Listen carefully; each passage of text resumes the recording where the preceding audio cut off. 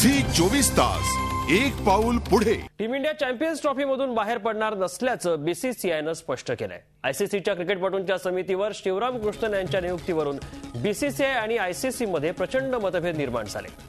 Federation of international cricketers असोसिएशनचे मुख्य कार्यकारी अधिकारी टीम मे यांच्यासह काही जणांनी शिवराम कृष्णन यांच्या नियुक्तीवर आक्षेप घेतला होता।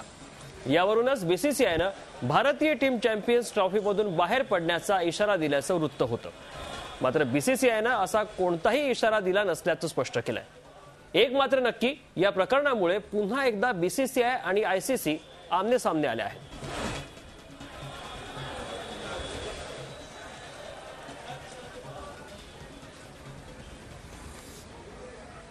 टीम मे यांनी कुठले आरोप केले ते आपण बघूया। आयसीसी क्रिकेटपटू निवडणुकीत क्रिकेट टीम कॅप्टन्सला प्रभावित करण्यात आलं होतं असा आरोप टीम मे यांनी केलाय।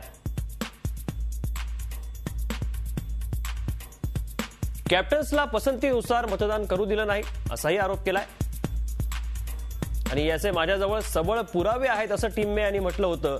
यावरूनच वाद निर्माण झाला होता आणि बीसीसीआय आणि आयसीसी आमने सामने आले होते। दरम्यान या प्रकरणी बीसीसीआयला आशियाई देशांनी मात्र पाठिंबा दिलाय। त्यामुळे क्रिकेट विश्वात या प्रकरणावरून दुफळी निर्माण झाली। एका बाजूला बीसीसीआय, श्रीलंका आणि पाकिस्तान क्रिकेट बोर्ड, तर दुसऱ्या बाजूनं शिवराम कृष्णनच्या नियुक्तीला विरोध करणारे देश असे दोन गट या निमित्तानं पाहायला मिळाले। आशियाई देशांचा भारताला पाठिंबा तर इतर देशांचा शिवराम कृष्णनच्या नियुक्तीला विरोध। क्रिकेट विश्वात यावरून दुफळी पाहायला मिळाली।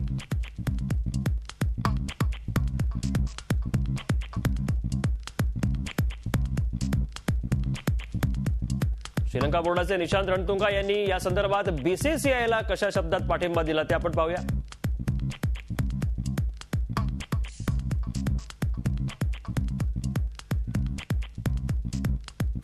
शिवराम कृष्ण नियुक्तीवरून सुरू झालेला वाद हा दुर्भाग्यपूर्ण आहे असं निशांत रणतुंगा म्हणतात।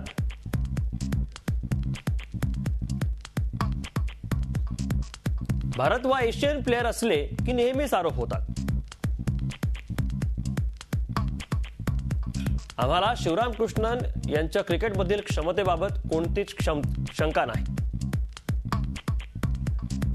निशांत रणतुंगा यांनी या संदर्भात काय वक्तव्य केलं ते आपण बघत होतो।